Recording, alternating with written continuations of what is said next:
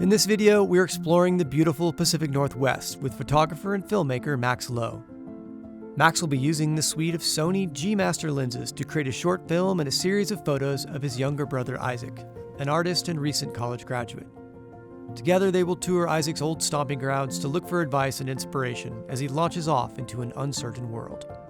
So join us as we go behind the scenes with Max and crew while they document a unique creative collaboration set against a picturesque backdrop. My name is Eric Becker. I am the director of the series of DPReview videos, and I co-directed the short film with Max. The short film was Max's idea. I think he wanted to tell the story about how his brother had been thrust into this uncertain world, having just graduated from college. Isaac's a very talented artist. He had to do his last semester of school completely virtually.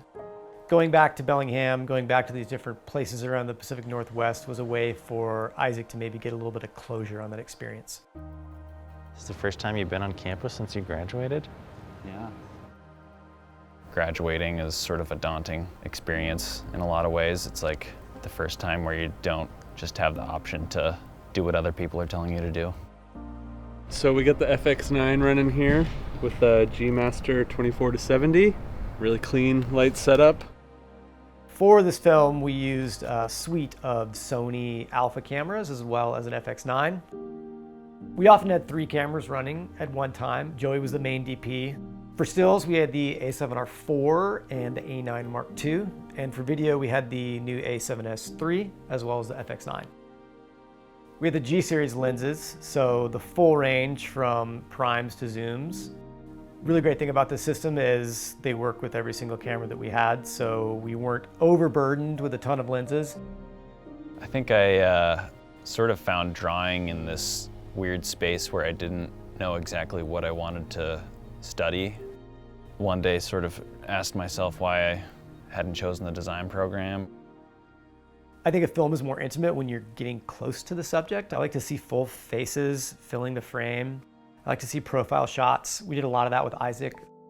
We used the 135 G-Master.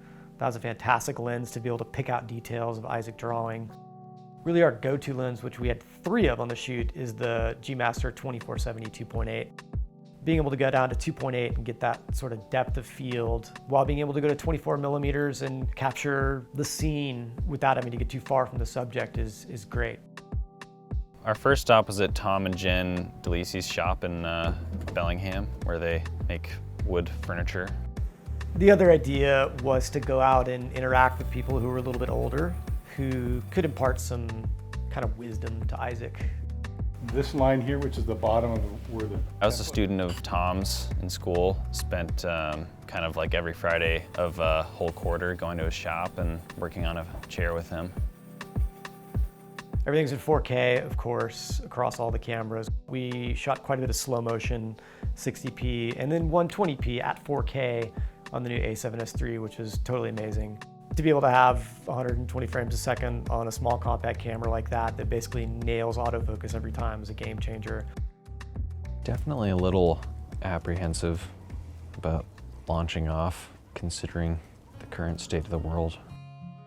The best pieces and the best designs that I've made, I don't feel like they've come so much from me, but more through me. It was just more like a gift. Seeing all the knowledge and experience he's accrued, basically on his own terms, gives someone like me a lot of hope, I think. Took the crew up to a little spot I found a long time ago, logging road, just sort of wandering around on my own. Amazing view of Baker up there, and I had done some artwork up there a long time ago. When you're up in these big vistas, to get a longer lens on so you can kind of stack some of the landscape that lends to a little bit more interesting images. Yeah, I'll probably spend the next hour or so up here waiting for the sun to go down and paint this whole landscape in some pretty incredible light. The secret sauce to something like this is basically being in beautiful places when the light is right with good characters. Just as the light was getting pink and purple on Baker, the moon rose up behind and we got some pretty amazing photos. We were able to move fast and light, which was nice because we're sleeping out of our trucks. We're traveling quite a bit between locations. We're hitting a lot of different locations in one day. The next day, we headed out into the San Juans to Guaymas Island. A7S Mark III with a 100 to 400 G-series lens on it. Met up with our friend JONAH, who is a commercial fisherman, and he took us out on his skiff to do some crabbing. I've always been happy to have like kind of a summer fishing schedule and try to consolidate my work and then just have as much time off as possible the rest of the year, you know. I take a lot of saunas, read books, sleep, you know, go for walks, hang out with dogs. I like Jonah's advice about trying to enjoy life.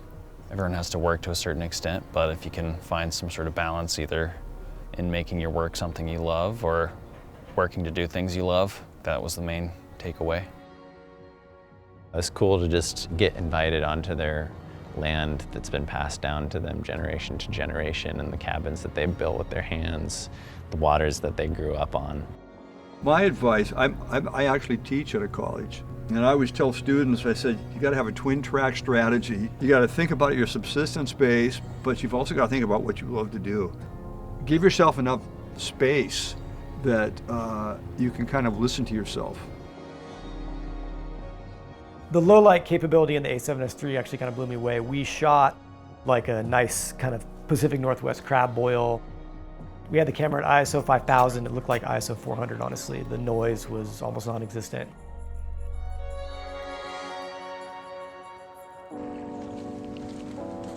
Our last stop was down Deception Pass. Spent a night there. So much contrast of light and dark.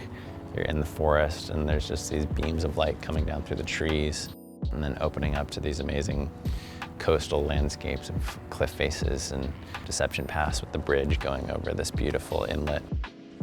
Feels a little tough to have just graduated into this world. Seems like so many things are so messed up and need fixing. I think our generation feels quite a bit of responsibility for mending the state of the world. Here, our last day, we met up with some friends who are pilots, and we're gonna go fly around in a couple of old Cessnas, get a different perspective on Mount Baker and the North Cascades.